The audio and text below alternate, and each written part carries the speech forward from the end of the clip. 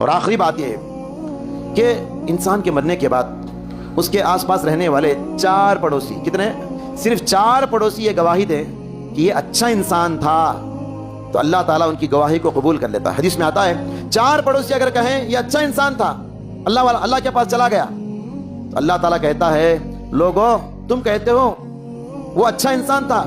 حالانکہ اس کی کچھ برائیاں میرے علم میں ہیں، تم کو معلوم نہیں ہے، لیکن چونکہ تم نے اس کی اچھائی کی گواہی دی، تمہاری اچھی گواہی کو قبول کر کے جاؤ، اس کے گناہوں کو میں معاف کر رہا ہوں۔ اس لیے اپنے پڑوسیوں سے اچھے تعلقات رکھو، اپنے پڑوسیوں سے لین دین اچھا رکھو، اپنے پڑوسیوں سے بات چیت اچھی رکھو، اپنے تعلقات سے معاملات اچھے کرو، کیونکہ اگر تم پڑوسیوں سے برے تعلقات رکھے، اس حالت میں انتقال ہو گئے اور پڑوسی کہے گا چلو دنیا والوں کو راحت مل گئی فلاں انسان سے، بلا چلے گی جانے دو، سمجھ رہے؟ ایسا نہیں ہونا چاہیے۔